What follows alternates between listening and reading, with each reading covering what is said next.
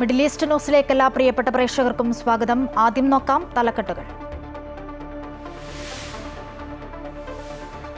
സംസ്ഥാന സർക്കാരിന് ആശ്വാസം. ആഗോള അയ്യപ്പ സംഗമം നടത്താമെന്ന് സുപ്രീം കോടതി. ഹൈക്കോടതി ഉത്തരവിൽ ഇടപെടാനില്ലെന്നും കോടതി. അയ്യപ്പ സംഗമത്തിൽ പങ്കെടുക്കില്ലെന്ന് പന്തളം കൊട്ടാരം. കുടുംബാംഗം അന്തരിച്ചതിനാലെന്ന് വിശദീകരണം.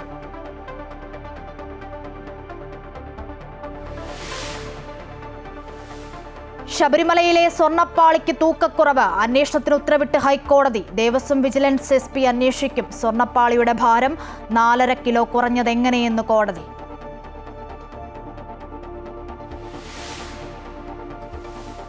എഴുപത്തിയഞ്ചാം ജന്മദിനത്തിൽ 23,000 കോടിയുടെ പദ്ധതികൾ ഉദ്ഘാടനം ചെയ്ത് പ്രധാനമന്ത്രി നരേന്ദ്രമോദി. മധ്യപ്രദേശിലെ ധാറിൽ വമ്പൻ റോഡ് ഷോ. ആണവ ഭീഷണികളെ ഇന്ത്യ ഭയക്കുന്നില്ലെന്നും ഭീകരതയെ മുട്ടുകുത്തിച്ചെന്നും പ്രധാനമന്ത്രി. മോദിക്ക് ആശംസയറിയിച്ച് ലോക നേതാക്കൾ.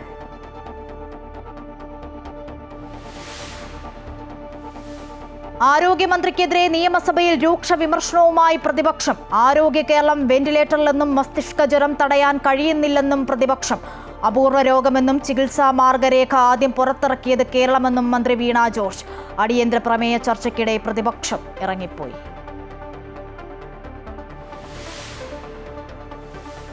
ഗാസ നഗരത്തിന്റെ നിയന്ത്രണം പിടിച്ചെടുത്ത് ഇസ്രായേൽ സൈന്യം. കനത്ത ആക്രമണത്തിൽ 24 മണിക്കൂറിനിടെ കൊല്ലപ്പെട്ടത് 150 പേർ. 150-ലധികം ഹമാസ് കേന്ദ്രങ്ങളും ആയുധ നിർമ്മാണശാലയും തകർത്തെന്ന് ഇസ്രായേൽ.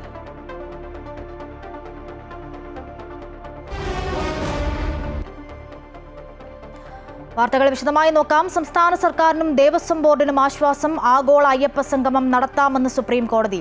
ആവശ്യമായ നിർദ്ദേശങ്ങൾ ഹൈക്കോടതി നൽകിയിട്ടുണ്ടെന്നും അത് പാലിക്കണമെന്നും 2-അംഗ ബെഞ്ച് പറഞ്ഞു. ഹൈക്കോടതി ഉത്തരവിൽ ഇടപെടാനില്ലെന്ന് കോടതി വ്യക്തമാക്കി. അതേസമയം സംഗമവുമായി ബന്ധപ്പെട്ട് പ്രശ്നങ്ങളുണ്ടെങ്കിൽ ഹർജിക്കാർക്ക് ഹൈക്കോടതിയെ സമീപിക്കാം.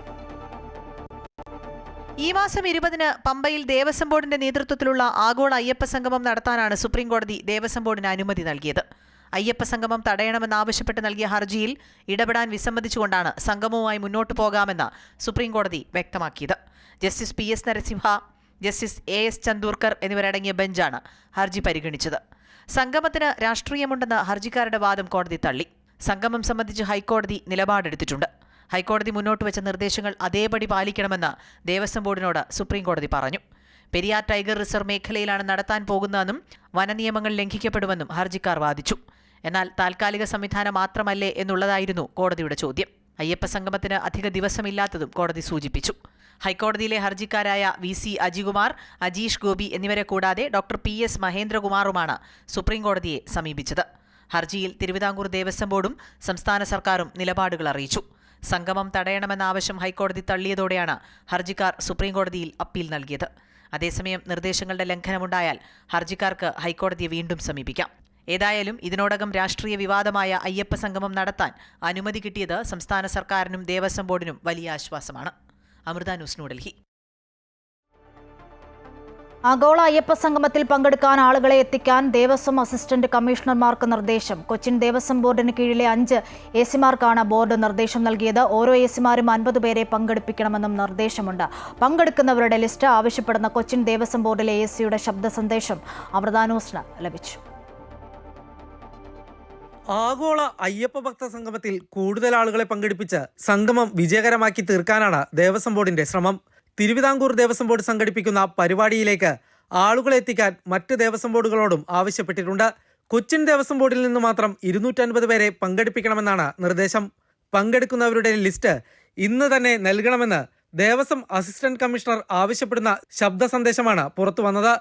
ദേവസ്വം ജീവനക്കാരുടെ വാട്സാപ്പ് ഗ്രൂപ്പിൽ വന്നതാണ് സന്ദേശം. 20-ാം തീയതി രാവിലെ 8 മണിക്കാണ് പമ്പയിൽ എത്തിച്ചേരേണ്ടത്. അപ്പോൾ രാത്രിക്ക് ഇവിടുന്ന് പോകേണ്ടി വരും. നമ്മൾ വണ്ടിയൊക്കെ ബുക്ക് ചെയ്യണം. വണ്ടിയുടെ നമ്പർ അടക്കം നമ്മൾ കൊടുക്കണം. എന്നാൽ മാത്രമേ വണ്ടി അങ്ങോട്ടേക്ക് കയറ്റി വിടുള്ളൂ. അപ്പോൾ അതിനുള്ള ഒരു സംവിധാനം വികസന ഭാഗത്തു നിന്ന് ഉണ്ടാവണം. ബോർഡ് ഇടപെട്ടിട്ടുള്ളതാണ്. സർക്കാരിൻ്റെ ഇതിൽ 250 പേരെ ഇവിടുന്ന് സംഘടിപ്പിക്കാമെന്ന് ബോർഡ് ഏറ്റിട്ടുള്ളതാണ്. അപ്പോൾ അത് നമുക്ക് ബോർഡിനെ മോശമാക്കാൻ പറ്റാത്ത രീതിയിൽ ആളുകളെ സംഘടിപ്പിക്കാൻ കഴിയണം. പങ്കെടുക്കുന്ന ആളുകളെ ബസ് ബുക്ക് ചെയ്ത് അയ്യപ്പ ഭക്ത സംഗമം നടക്കുന്ന 20-ാം തീയതി പമ്പയിലെത്തിക്കണമെന്നാണ് സന്ദേശത്തിൽ പറയുന്നത്. ഇന്നലെ വൈകിട്ട് 4-ന് കൊച്ചിൻ ദേവസ്വം ബോർഡ് ഓൺലൈനായി യോഗം ചേർന്നിരുന്നു. Cochin Devaswom board president K. Raveendran ആശുപത്രിയിലായതിനാൽ ബോർഡ് അംഗങ്ങളായ അഡ്വക്കേറ്റ് അജയൻ, സുരേഷ് ബാബു, സെക്രട്ടറി ബിന്ദു എന്നിവരുടെ നേതൃത്വത്തിലായിരുന്നു യോഗം. യോഗത്തിന് ശേഷമാണ് AC ശബ്ദ സന്ദേശം അയച്ചത്. ഓരോ AC-മാരും 50 പേരെ വീതം പങ്കെടുപ്പിക്കണം. ബസ് ബുക്ക് ചെയ്ത് ആളുകളെ കൊണ്ടുവരാൻ ആവശ്യപ്പെടുന്നുണ്ടെങ്കിലും ബസിന്റെ വാടക AC-മാർ തന്നെ വഹിക്കണമെന്നാണ് ദേവസ്വം ബോർഡിന്റെ നിർദ്ദേശം. കിരൺകുമാർ, അമൃത ന്യൂസ്, കൊച്ചി. ശബരിമല സ്വർണ്ണപ്പാളിക്ക് തൂക്കക്കുറവ് അന്വേഷണത്തിന് ഉത്തരവിട്ട് ഹൈക്കോടതി. സത്യം പുറത്തു വരണമെന്നും കോടതി വ്യക്തമാക്കി. ശബരിമലയിൽ നിന്നും 2019 അറ്റകുറ്റപ്പണിക്ക് എടുത്തുകൊണ്ടുപോയ സ്വർണ്ണപ്പാളികളിൽ 4 കിലോഗ്രാമിന്റെ തൂക്കക്കുറവുണ്ടെന്നാണ് കോടതി കണ്ടെത്തിയത്. 2019 കൊണ്ടുപോയപ്പോൾ 42 കിലോ ഉണ്ടായിരുന്നു. തിരികെ എത്തിയപ്പോൾ മഹസറിൽ 4 കിലോയുടെ കുറവാണ് രേഖപ്പെടുത്തിയിട്ടുള്ളത്. ഇത് വിചിത്രമാണെന്നും സത്യം അന്വേഷണത്തിലൂടെ പുറത്തു വരണമെന്നുമാണ് കോടതി നിർദ്ദേശിച്ചത്. ചീഫ് വിജിലൻസ് ഓഫീസർക്കാണ് അന്വേഷണ ചുമതല. സ്വർണ്ണപ്പാളി തിരികെ സന്നിധാനത്തെത്തിച്ചപ്പോൾ തൂക്കം നോക്കിയില്ലെന്ന് കോടതി വിലയിരുത്തി. ദ്വാരപാലക ശില്പങ്ങളുടെ 2 പീഠങ്ങളുടെയും സ്പെയർ സ്ട്രോങ് റൂമിൽ ഉണ്ടോ എന്ന് പരിശോധിക്കണമെന്നും കോടതി നിർദ്ദേശിച്ചു. 3 ആഴ്ചയ്ക്കകം കോടതിക്ക് അന്വേഷണ റിപ്പോർട്ട് നൽകണം. അമൃത ന്യൂസ്, കൊച്ചി. തിരുവിതാംകൂർ ദേവസ്വം ബോർഡ് 20-ന് പമ്പയിൽ സംഘടിപ്പിക്കുന്ന ആഗോള അയ്യപ്പ സംഗമത്തിലും ഹൈന്ദവ സംഘടനകൾ 22-ന് പന്തളത്ത് നടത്തുന്ന ശബരിമല സംരക്ഷണ സംഗമത്തിലും പന്തളം കൊട്ടാരം പങ്കെടുക്കില്ല. കൊട്ടാരം കുടുംബാംഗങ്ങളായ 2 പേരുടെ നിര്യാണത്തെ തുടർന്ന് അശുദ്ധിയുള്ളതിനാലാണ് വിട്ടുനിൽക്കുന്നതെന്ന് കൊട്ടാരം വിശദീകരിച്ചു. പന്തളം കൊട്ടാരത്തിലെ അംഗങ്ങളുടെ നിര്യാണം മൂലമുള്ള അശുദ്ധി ഈ മാസം 27-ന് മാത്രമേ കഴിയുകയുള്ളൂ. അതുവരെ അയ്യപ്പ സംഗമം പോലെയുള്ള ചടങ്ങുകളിൽ നിന്ന് വിട്ടുനിൽക്കുമെന്നാണ് പന്തളം കൊട്ടാരം വ്യക്തമാക്കിയത്.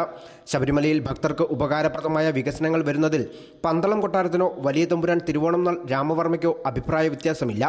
പക്ഷേ ദേവസ്വം ബോർഡിനെയും സർക്കാരിനെയും പന്തളം കൊട്ടാരം വാർത്താക്കുറിപ്പിൽ വിമർശിക്കുന്നുമുണ്ട്.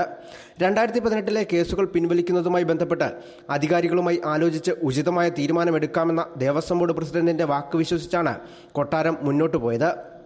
എന്നാൽ യുവതീ പ്രവേശനവുമായി ബന്ധപ്പെട്ട കേസുകൾ ഉടൻ പിൻവലിക്കില്ലെന്നാണ് മാധ്യമങ്ങളിലൂടെ അറിയാൻ സാധിച്ചത്.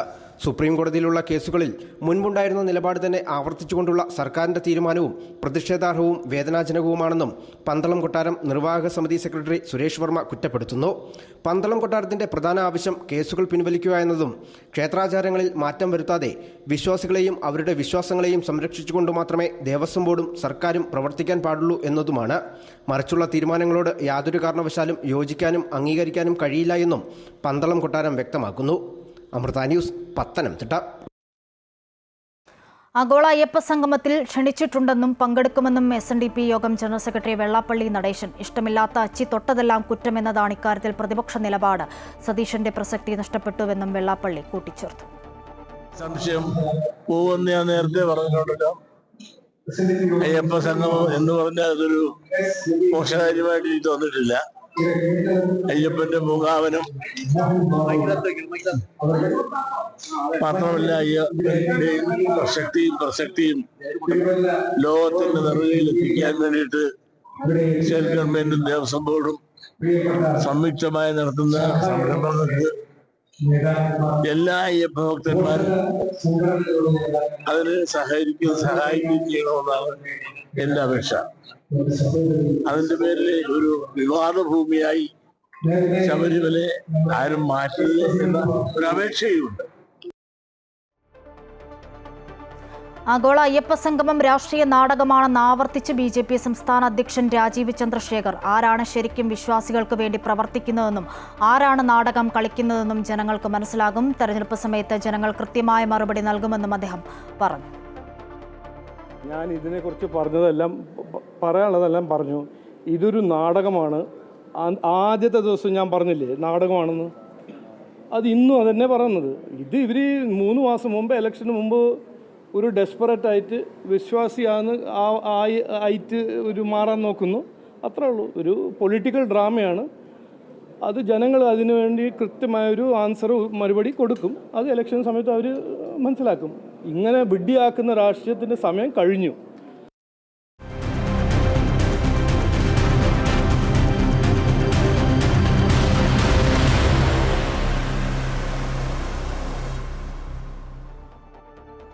എഴുപത്തിയഞ്ചാം ജന്മദിനത്തിൽ 23,000 കോടിയുടെ വികസന പദ്ധതികൾ നാടിന് സമർപ്പിച്ച് പ്രധാനമന്ത്രി നരേന്ദ്രമോദി. മധ്യപ്രദേശിൽ വിവിധ നേതാക്കൾക്കൊപ്പം റോഡ് ഷോയിലും അദ്ദേഹം പങ്കെടുത്തു. ദേശീയ സുരക്ഷയിലും സ്വാശ്രയത്വത്തിലും ശ്രദ്ധ കേന്ദ്രീകരിക്കണമെന്ന് പ്രധാനമന്ത്രി പറഞ്ഞു. 75-ാം ജന്മദിനത്തിൽ ക്ഷേമ വികസന പദ്ധതികൾക്ക് തുടക്കം കുറിച്ച പ്രധാനമന്ത്രി സെപ്റ്റംബർ 22 മുതൽ ചരക്ക് സേവന നികുതി നിരക്കുകളിലെ കുറവ് പ്രയോജനപ്പെടുത്തിക്കൊണ്ട് തദ്ദേശീയ ഉൽപ്പന്നങ്ങൾ വാങ്ങണമെന്ന് പറഞ്ഞു. ഇക്കാര്യത്തിൽ മുൻകൈയെടുക്കാൻ സംസ്ഥാന സർക്കാരുകളോട് ആവശ്യപ്പെടുമെന്നും പ്രധാനമന്ത്രി വ്യക്തമാക്കി. 2047 ആകുമ്പോഴേക്കും വികസിത ഇന്ത്യ കെട്ടിപ്പടുക്കാനാണ് ആഗ്രഹിക്കുന്നത്. അതിലേക്കുള്ള പാത ഒരു സ്വാശ്രയ ഇന്ത്യയിലൂടെയാണെന്ന് പ്രധാനമന്ത്രി ഓർമ്മപ്പെടുത്തി. ഓപ്പറേഷൻ സിന്ദൂർ നടപ്പാക്കിയ സൈനികരെ മോദി അഭിനന്ദിച്ചു. ആണവ ഭീഷണികളെ ഭയപ്പെടാത്ത പുതിയ ഇന്ത്യയാണിതെന്നും അദ്ദേഹം പറഞ്ഞു. 3 करोड़ ग्रामीण बहनों को, गांव में रहने वाली माता बहनों को लखपति दीदी बनाने के अभियान में जुटी है. और मैं बड़े गर्व से कह सकता हूं कि इस अभियान में जो सफलता मिली है, इतने कम समय में अब तक करीब 2 करोड़ बहनें लखपति दीदी बन भी चुकी है. സ്ത്രീകളെ ശാക്തീകരിക്കുന്നതിനുള്ള സർക്കാരിന്റെ ശ്രദ്ധയെ അദ്ദേഹം പരാമർശിച്ചു. PM മിത്ര പാർക്കിന് തറക്കല്ലിട്ട പ്രധാനമന്ത്രി മാതൃവന്ദന യോജനയുടെ ഭാഗമായി 10 ലക്ഷം വനിതകളുടെ ബാങ്ക് അക്കൗണ്ടുകളിലേക്ക് പണം എത്തിക്കുന്ന പദ്ധതി, ഗർഭിണികളുടെയും കുട്ടികളുടെയും ആരോഗ്യം സംബന്ധിച്ച ബോധവൽക്കരണത്തിനായുള്ള സുമൻ ശക്തി പദ്ധതികളും ഉദ്ഘാടനം ചെയ്തു.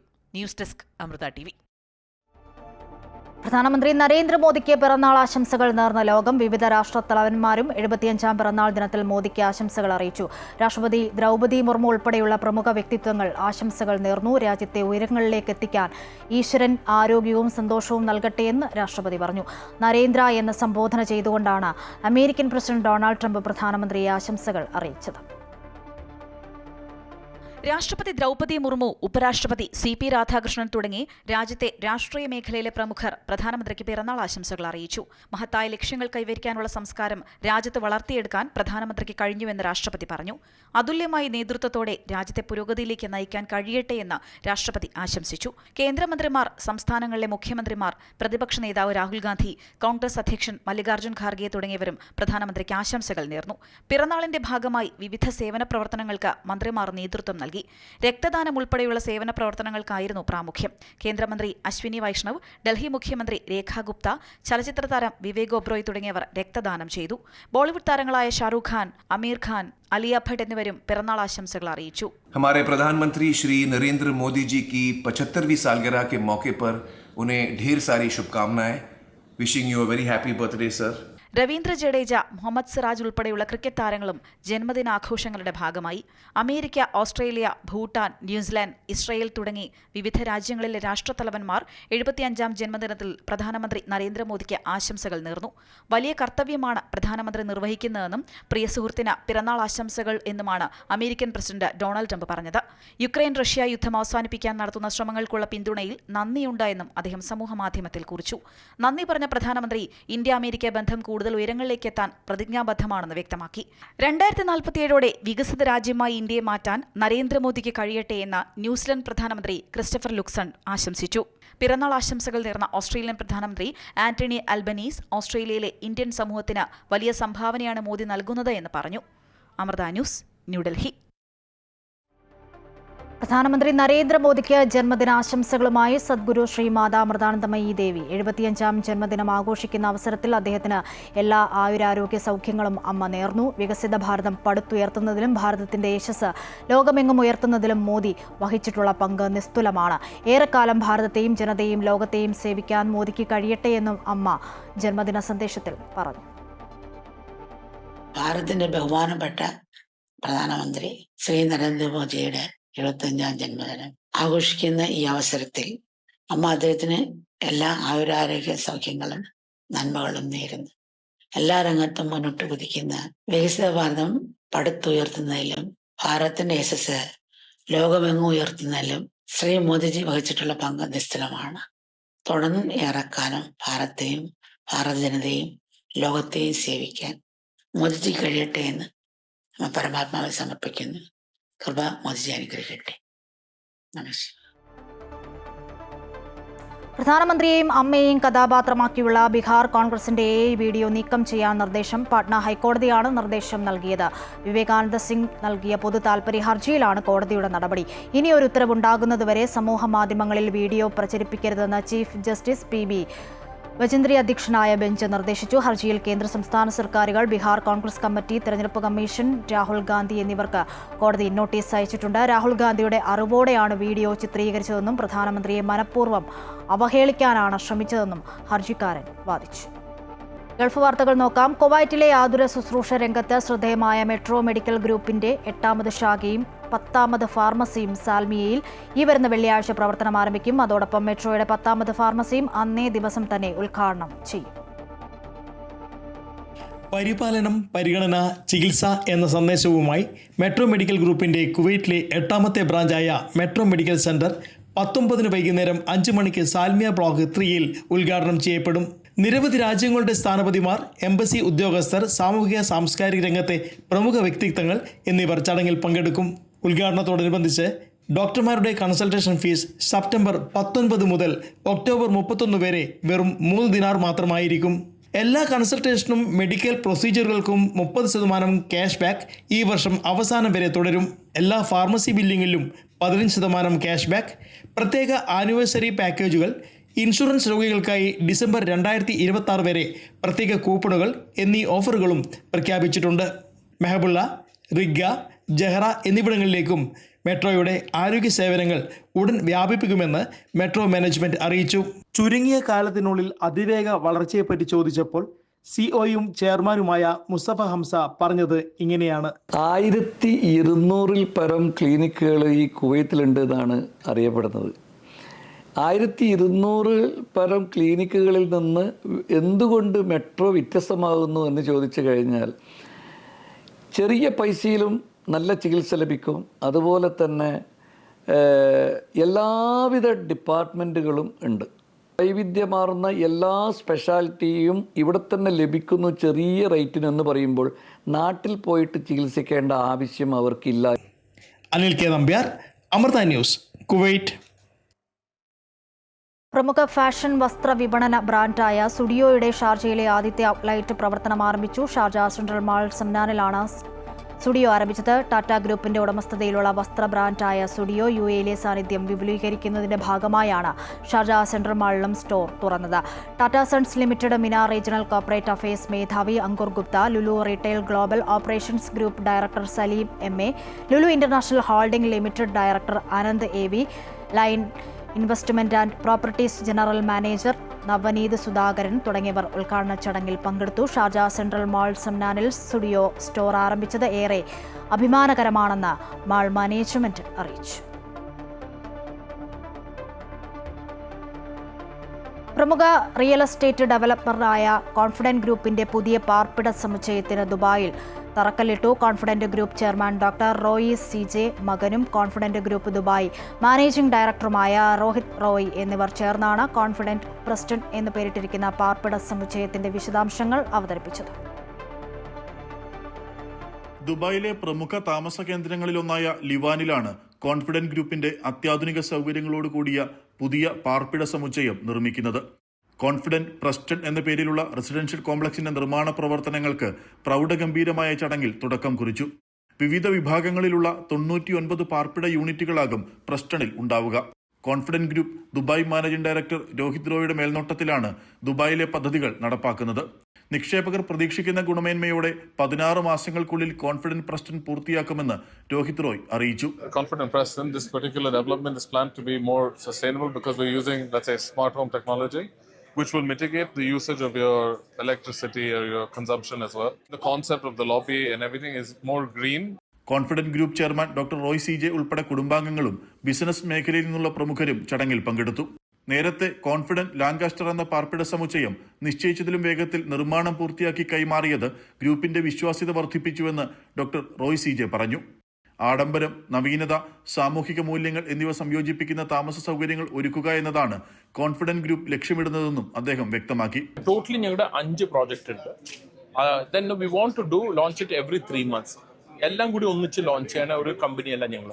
So we want to launch one started then ഇപ്പോൾ ഈ പ്രോജക്റ്റ് തന്നെ we want to formally launch after coming to a construction stage. Confident group MD Rohit റോയുടെ ജന്മദിനാഘോഷവും തറക്കല്ലിടൽ ചടങ്ങിനൊപ്പം നടന്നു. Amrita news, Dubai. 3000 ദിനാറിന് തുല്യമായതോ അതിൽ കൂടുതലുള്ളതോ ആയ പണമോ തത്തുല്യ വിദേശ കറൻസികളോ കയ്യിലുള്ള യാത്രക്കാർ കുവൈറ്റ് വിമാനത്താവളത്തിലെ സാമ്പത്തിക അന്വേഷണ വകുപ്പിൽ കസ്റ്റംസ് ഫോം പൂരിപ്പിച്ച് വിവരം വെളിപ്പെടുത്തണമെന്ന് അധികൃതർ. രാജ്യത്തു നിന്നും പുറപ്പെടുന്നവരും രാജ്യത്തേക്ക് എത്തിച്ചേരുന്നവരുമായ എല്ലാ യാത്രക്കാർക്കും ഇത് ബാധകമായിരിക്കും. ഇതിനു പുറമെ വിലയേറിയ ആഡംബര വാച്ചുകൾ, സ്വർണ്ണാഭരണങ്ങൾ, സ്വർണ്ണക്കട്ടി, വിലയേറിയ ആഭരണങ്ങൾ എന്നിവ കൈവശമുള്ളവരും വിവരം വെളിപ്പെടുത്തണം. ഇതിൽ സ്വർണ്ണക്കട്ടി കൊണ്ടുപോകുന്നവർ ടെർമിനൽ 4 സമീപത്ത് സ്ഥിതി ചെയ്യുന്ന എയർ കാർഗോ വകുപ്പിൽ ഒരു സ്റ്റാറ്റിക്കൽ സ്റ്റേറ്റ്മെന്റ് നൽകേണ്ടതാണ്. കള്ളപ്പണം വെളുപ്പിക്കൽ, തീവ്രവാദ ധനസഹായം എന്നീ കുറ്റകൃത്യങ്ങൾ തടയുന്നതിന്റെ ഭാഗമായാണ് നടപടി. ജിദ്ദ KMCC സെൻട്രൽ കമ്മിറ്റി മുൻ കേന്ദ്ര വിദേശകാര്യ സഹമന്ത്രിയായിരുന്ന ഇ അഹമ്മദ് സാഹിബിന്റെ നാമധേയത്തിൽ ഫുട്ബോൾ ടൂർണമെന്റ് സംഘടിപ്പിക്കും. ഇ അഹമ്മദ് സാഹിബ് സൂപ്പർ 7 എന്ന പേരിലാണ് ഫുട്ബോൾ ടൂർണമെന്റ് സംഘടിപ്പിക്കുന്നതെന്ന് ഭാരവാഹികൾ അറിയിച്ചു. ജിദ്ദ കണ്ടതിൽ വെച്ച് ഏറ്റവും വലിയ പ്രൈസ് മണി 35,000 സൗദി റിയാൽ സമ്മാനം വിജയികൾക്കായി നൽകിക്കൊണ്ട് Jeddah KMCC central committee September 19 മുതൽ ഒക്ടോബർ 10 വരെയുള്ള വാരാന്ത്യങ്ങളിലായി ജിദ്ദ മഹജർ എംബറർ സ്റ്റേഡിയത്തിൽ ഇ അഹമ്മദ് സാഹിബ് സൂപ്പർ 7 എന്ന പേരിൽ ഫുട്ബോൾ ടൂർണമെന്റ് സംഘടിപ്പിക്കുന്നതായി ഭാരവാഹികൾ ജിദ്ദയിൽ പറഞ്ഞു. ജിദ്ദ കണ്ടതിൽ വെച്ച് ഏറ്റവും വലിയ പ്രൈസ് മണിയോടുകൂടി 35,000 റിയാലിൻ്റെ പ്രൈസ് മണിയോടുകൂടിയാണ് ഈ ഫുട്ബോൾ ടൂർണമെൻറ്റ് ജിദ്ദയിൽ ആരംഭിക്കാൻ പോകുന്നത്. ഉദ്ഘാടനത്തോടനുബന്ധിച്ച് സാംസ്കാരിക പ്രകടനങ്ങൾ, വാദ്യമേളങ്ങൾ, കലാരൂപങ്ങൾ എന്നിവയുടെ അകമ്പടിയോടുകൂടി വർണ്ണാഭമായ മാർച്ച് പാസ്റ്റും ഉണ്ടാകുമെന്ന് ഭാരവാഹികൾ വ്യക്തമാക്കി. വാർത്താ സമ്മേളനത്തിൽ acting president AK Bava, general secretary VP Musthafa, chairman Ismail Mundakkulam, ഭാരവാഹികളായ ഷൗക്കത്ത് ഞാറക്കോടൻ, സുബൈർ വെട്ടോളി, ലത്തീഫ് മുസ്ലിയാരങ്ങാടി എന്നിവർ പങ്കെടുത്തു. സുൽഫിഖ്റദായി, അമൃത ന്യൂസ്, ജിദ്ദ. മദീനയിലെ പ്രവാചക പള്ളിയായ മസ്ജിദ് നബവിയെയും കിങ് സൽമാൻ റോഡിനെയും ബന്ധിപ്പിക്കുന്ന എയർപോർട്ട് റോഡിന് കിരീടാവകാശി മുഹമ്മദ് ബിൻ സൽമാൻ രാജകുമാരന്റെ പേര് നൽകാൻ സൽമാൻ രാജാവ് ഉത്തരവിട്ടു. ലോകത്തിലെ തന്നെ ഏറ്റവും വലിയ ഹോസ്പിറ്റാലിറ്റി പദ്ധതിയായ നുറ അൽ മദീനയുടെ സമീപത്തുകൂടിയാണ് ഈ റോഡ് കടന്നുപോകുന്നത്.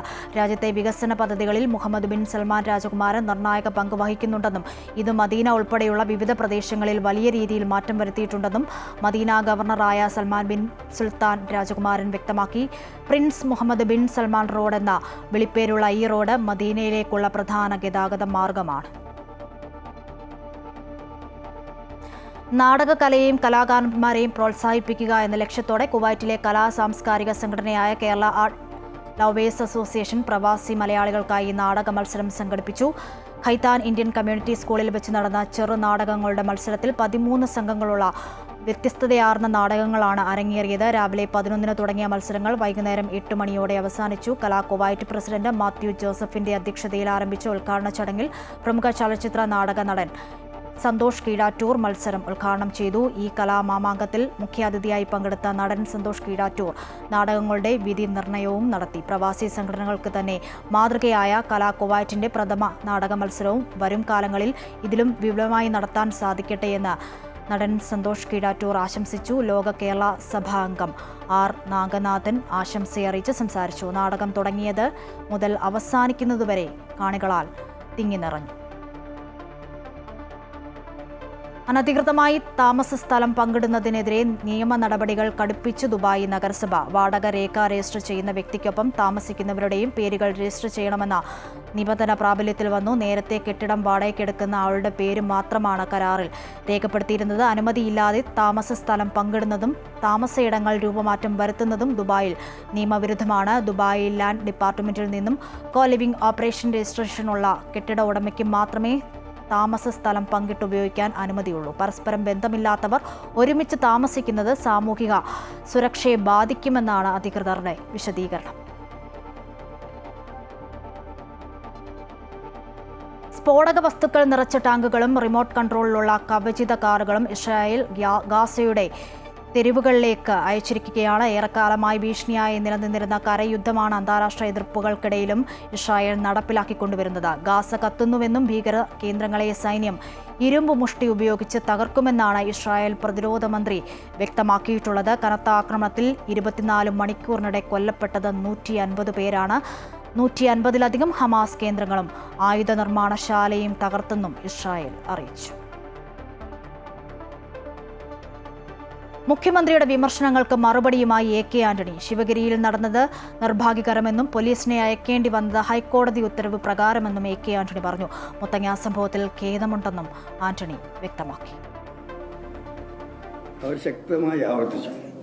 ഒന്ന് ശിവഗിരിയാണ്. ഞാൻ വിദ്യാർത്ഥിയായിരുന്ന കാലഘട്ടം മുതൽ, കുട്ടിക്കാലം മുതൽ ഏറ്റവും കൂടുതൽ ബഹുമാനിച്ചിരുന്ന, ആദരിച്ചിരുന്ന ശ്രീനാരായണ ഗുരുദേവനാണ്. ഞാൻ മുഖ്യമന്ത്രിയായിരുന്ന കാലത്ത് എനിക്ക് ഏറ്റവും ദുഃഖവും വേദനയുണ്ടാക്കിയൊരു കാര്യം നടന്നു. അമീബിക് മസ്തിഷ്ക ജ്വരം അടിയന്തര പ്രമേയമായി ചർച്ച ചെയ്ത് നിയമസഭ. പകർച്ചവ്യാധി അല്ലാതിരുന്നിട്ടും സംസ്ഥാനത്ത് രോഗം വ്യാപിക്കുന്ന സ്ഥിതിയാണെന്നും രോഗത്തിന്റെ ഉറവിടം കണ്ടെത്താൻ കഴിഞ്ഞിട്ടില്ലെന്നും വിദഗ്ധ സമിതിയെ നിയോഗിക്കണമെന്നും പ്രതിപക്ഷ നേതാവ് VD സതീശൻ സഭയിൽ ആവശ്യപ്പെട്ടു. അതേസമയം രോഗനിയന്ത്രണത്തിന് സർക്കാർ സ്വീകരിച്ച നടപടികൾ ചൂണ്ടിക്കാട്ടി ആരോഗ്യമന്ത്രി വീണ ജോർജ് പ്രതിപക്ഷ അംഗങ്ങളുടെ ആരോപണങ്ങളെ ഖണ്ഡിച്ചു. തുടർന്ന് പ്രമേയം അവതരിപ്പിച്ച M ഷംസുദ്ദീന് മറുപടി നൽകാൻ അവസരം നിഷേധിച്ചതായി ആരോപിച്ച് പ്രതിപക്ഷം ചർച്ച ബഹിഷ്കരിച്ചു. മന്ത്രി വീണ ജോർജിനെതിരെ ഷംസുദ്ദീൻ നടത്തിയ പദപ്രയോഗവും സഭയിൽ നേരിയ ബഹളത്തിന് കാരണമായി. പകർച്ചവ്യാധി അല്ലാതിരുന്നിട്ടും അമീബിക് മസ്തിഷ്ക ജ്വരം വ്യാപിക്കുന്നതിന്റെയും മരണസംഖ്യ ഉയരുന്നതിന്റെയും സാഹചര്യത്തിലാണ് ആരോഗ്യമേഖലയിൽ സർക്കാരിന്റെ കെടുകാര്യസ്ഥത ചൂണ്ടിക്കാട്ടി പ്രതിപക്ഷം അടിയന്തര പ്രമേയത്തിന് നോട്ടീസ് നൽകിയത്. ജനങ്ങൾക്ക് ബോധവൽക്കരണം കൂടി നൽകണമെന്നതിനാൽ വിഷയം ചർച്ച ചെയ്യാൻ തയ്യാറാണെന്ന് ആരോഗ്യമന്ത്രി വീണ ജോർജ് അറിയിച്ചതോടെ ഇക്കാര്യം സഭ ചർച്ചയ്ക്കെടുക്കുകയായിരുന്നു. പ്രതിപക്ഷത്തിനു വേണ്ടി N ഷംസുദ്ദീൻ MLA അടിയന്തര പ്രമേയം അവതരിപ്പിച്ചു. അമീബിക് മസ്തിഷ്ക ജ്വരത്തിൽ മരണക്കണക്കുകൾ സർക്കാർ പൂഴ്ത്തിവെക്കുകയാണെന്നും ഇക്കാര്യത്തിൽ ഇരുട്ടിത്തപ്പുകയാണെന്നും ശാസ്ത്രീയമായ മറുപടി നൽകാൻ സർക്കാരിനാകുന്നില്ലെന്നും MLA ആരോപിച്ചു. ജനങ്ങളുടെ ആശങ്ക പരിഹരിക്കാൻ സർക്കാർ തയ്യാറാകണമെന്നാണ് പ്രതിപക്ഷ നേതാവ് VD സതീശൻ ആവശ്യപ്പെട്ടത്. രോഗകാരണം കണ്ടെത്താൻ വിദഗ്ധ ഏജൻസിയെ സമീപിക്കാൻ സർക്കാർ തയ്യാറാകണമെന്നും കേന്ദ്രത്തിന്റെ സഹായവും തേടണമെന്നും അദ്ദേഹം പറഞ്ഞു. നമുക്ക് അത് കണ്ടുപിടിക്കാൻ പറ്റുന്നില്ല. എന്താണ് ലക്ഷണമെന്നോ എന്താണ് പ്രിവെന്റീവ് ആക്ഷൻ എന്നോ എങ്ങനെയാണ് ശ്രദ്ധിക്കുന്നതെന്ന് നിങ്ങൾക്ക് കണ്ടുപിടിക്കാൻ പറ്റുന്നില്ലെങ്കിൽ എപ്പോഴും കണ്ടുപിടിക്കാൻ പറ്റണമെന്നില്ല. അപ്പൊ എക്സ്പേർട്ട് ഏജൻസികളെ സമീപിക്കണം, ഗവൺമെന്റ് ഓഫ് ഇന്ത്യയുടെ സഹായം ആവശ്യപ്പെടണം. നമ്മൾ അങ്ങനെയല്ലേ ചെയ്യേണ്ടത്? ഉത്തർപ്രദേശ് കഴിഞ്ഞാൽ ഏറ്റവും കൂടുതൽ അധിക ചെലവുള്ള സംസ്ഥാനം കേരളമാണെന്നും പ്രതിപക്ഷ നേതാവ് ആരോപിച്ചു. അതേസമയം രോഗനിയന്ത്രണത്തിന് സർക്കാർ സ്വീകരിച്ച നടപടികൾ മന്ത്രി വീണ ജോർജ് അക്കമിട്ട് നിരത്തി. ഇത് അമീബയാണ് എന്ന് കണ്ടെത്തിയപ്പോൾ മുതൽ ഉള്ള അറിവുകളെ പൊതുജനാരോഗ്യ പ്രവർത്തനങ്ങളായി പരിവർത്തനപ്പെടുത്തിയ ഭൂപ്രദേശമാണ് സർ കേരളം. സർ, എന്റെ കയ്യിലുള്ളത് 3 രേഖകളാണ്. ഈ 3 രേഖകൾ, ഒന്ന് ഗൈഡ് ലൈൻ ആണ്, അമീബിക് മസ്തിഷ്ക ജ്വരത്തിന്റെ ട്രീറ്റ്മെന്റുമായി ബന്ധപ്പെട്ട ഗൈഡ് ലൈൻ ആണ് സർ. അത് ആദ്യമായിട്ട് ഇന്ത്യയിൽ രൂപീകരിക്കുന്ന സംസ്ഥാനം കേരളമാണ് സർ. രണ്ടാമത്തത് ടെക്നിക്കൽ ഗൈഡ് ലൈൻ ആണ് sir. Technical guide line on presentation, diagnosis and treatment of amoebic meningo encephalitis in Kerala എന്നുള്ളതാണ്. ഈ ടെക്നിക്കൽ ഗൈഡ് ലൈൻ ആണ് സർ രണ്ടാമത്തെ ഭാഗം.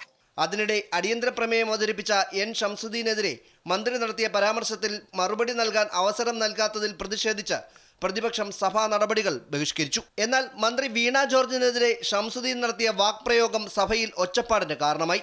പരാമർശം സഭാരേഖകളിൽ നിന്നും മാറ്റണമെന്ന് ഷംസുദ്ദീൻ മാപ്പ് പറയണമെന്നും മന്ത്രി സജി ചെറിയാൻ ആവശ്യപ്പെട്ടു. ആ പറഞ്ഞ പദം ഈ രേഖയിൽ നിന്ന് പിൻവലിക്കണം, അയാൾ മാപ്പ് പറയണമെന്ന് ഞാൻ ആവശ്യപ്പെടാണ്. രോഗനിർണയത്തിന് സർക്കാർ സ്വീകരിച്ച നടപടികൾ വിശദമാക്കിയാണ് ആരോഗ്യമന്ത്രി വീണ ജോർജ് തന്റെ മറുപടി പ്രസംഗം അവസാനിപ്പിച്ചത്. അമൃത ന്യൂസ്, തിരുവനന്തപുരം. കൊല്ലം തേവലക്കരയിൽ സ്കൂൾ വിദ്യാർത്ഥി ഷോക്കേറ്റ് മരിച്ച സംഭവത്തിൽ 2 മാസം പിന്നിട്ടിട്ടും സേഫ്റ്റി കമ്മീഷണറുടെ റിപ്പോർട്ട് ഇനിയും ലഭ്യമായിട്ടില്ലെന്ന് സഭയിൽ മന്ത്രി K കൃഷ്ണൻകുട്ടി. തിരുവനന്തപുരം ജനറൽ ആശുപത്രിയിലെ ചികിത്സാ പിഴവിൽ ഡോക്ടർമാർക്ക് ഗുരുതര വീഴ്ചയുണ്ടായതായും വിദഗ്ധ സമിതിയുടെ റിപ്പോർട്ട് ലഭിക്കുന്ന മുറയ്ക്ക് ശക്തമായ നടപടി സ്വീകരിക്കുമെന്നും മന്ത്രി വീണ ജോർജും സഭയിൽ അറിയിച്ചു. നിയമസഭയിലെ ചോദ്യോത്തരവേളയിലാണ് കൊല്ലം തേവലക്കരയിൽ വിദ്യാർത്ഥി ഷോക്കേറ്റ് മരിച്ച സംഭവത്തിലെ സേഫ്റ്റി കമ്മീഷണർ റിപ്പോർട്ട് സംഭവം നടന്ന 2 മാസം പിന്നിട്ടിട്ടും സമർപ്പിച്ചിട്ടില്ലെന്ന് മന്ത്രി K കൃഷ്ണൻകുട്ടി സഭയിൽ അറിയിച്ചത്. കഴിഞ്ഞ ജൂലൈ 17-നാണ് 13 വയസ്സുകാരനായ വിദ്യാർത്ഥി മിഥുൻ സ്കൂളിൽ ഷോക്കേറ്റ് മരിച്ചത്. ഇക്കാര്യത്തിൽ റിപ്പോർട്ട് കിട്ടുന്ന മുറയ്ക്ക് തുടർ നടപടികൾ സ്വീകരിക്കുമെന്ന് മാത്രമാണ് മന്ത്രി അറിയിക്കുന്നത്. അത് പരിശോധിക്കേണ്ട സേഫ്റ്റി കമ്മീഷന്റെ റിപ്പോർട്ട് കിട്ടിയാൽ അതിനനുസരിച്ചിട്ടുള്ള പരിപാടി ആസൂത്രണം ചെയ്യും. ആശുപത്രികള്, സ്കൂളുകൾ ഇതിലൊക്കെ പ്രത്യേകമായ പരിഗണന വെച്ച് അടിയന്തരമായ നടപടി സ്വീകരിക്കാൻ നടപടി എടുത്തിട്ടുണ്ട്. വൈദ്യുതി അപകടങ്ങൾ തടയാൻ ജില്ലാ തലത്തിൽ കമ്മിറ്റികൾക്ക് രൂപം നൽകുമെന്നും വൈദ്യുതി ലൈനിലെ അപകടങ്ങൾ പരിഹരിക്കാൻ AI സഹായം ഉപയോഗിക്കാൻ കഴിയുമോ എന്ന് പരിശോധിക്കുമെന്നും മന്ത്രി കെ കൃഷ്ണൻകുട്ടി പറഞ്ഞു. തിരുവനന്തപുരം ജനറൽ ആശുപത്രിയിൽ യുവതിക്കുണ്ടായ ചികിത്സാ പിഴവ് സംബന്ധിച്ച് പ്രതിപക്ഷ നേതാവ് VD സതീശനാണ് സഭയിൽ സബ്മിഷൻ ഉന്നയിച്ചത്. യുവതിക്ക് സൗജന്യ വിദഗ്ധ ചികിത്സ ലഭ്യമാക്കണമെന്നും നഷ്ടപരിഹാരം നൽകാൻ നടപടിയെടുക്കണമെന്നും VD സതീശൻ ആവശ്യപ്പെട്ടു. ചികിത്സാ പിഴവുകൾ സർക്കാർ അതീവ ഗൗരവത്തോടെയാണ് കാണുന്നതെന്നും ഡോക്ടർമാർക്ക് വീഴ്ച ഉണ്ടായതായാണ് മനസ്സിലാകുന്നതെന്നും വിദഗ്ധ സമിതിയുടെ റിപ്പോർട്ടിന്റെ അടിസ്ഥാനത്തിൽ കുറ്റക്കാർക്കെതിരെ കർശന നടപടി സ്വീകരിക്കുമെന്നും മന്ത്രി വീണ ജോർജ് അറിയിച്ചു. അമൃത ന്യൂസ്, തിരുവനന്തപുരം. കായിക വാർത്തകൾ നോക്കാം. ഏഷ്യ കപ്പിൽ നിന്നും പിന്മാറുമെന്ന് പാകിസ്ഥാൻ വിലപേശലിൽ വഴങ്ങാതെ ICC. മാച്ച് റഫറി ആൻഡി പൈക്രോഫ്റ്റിനെ മാറ്റാനാവില്ലെന്ന് ICC കർശന നിലപാടെടുത്തതോടെ ബഹിഷ്കരണ ഭീഷണി ഉപേക്ഷിച്ച് പാകിസ്ഥാൻ UAEക്കെതിരെ മത്സരത്തിന് ഇറങ്ങുകയായിരുന്നു. നേരത്തെ പൈക്രോഫ്റ്റിനെ മാറ്റിയില്ലെങ്കിൽ കളിക്കില്ല എന്നായിരുന്നു പാക് നിലപാട്. പൈക്രോഫ്റ്റ് അധികാരപരിധി ലംഘിച്ചെന്നും പക്ഷാപാതം കാണിച്ചെന്നും PCB ആരോപിച്ചിരുന്നു. ഇതോടെ വാർത്താ ബുള്ളറ്റിൻ പൂർണ്ണമാകുന്നു. നമസ്കാരം.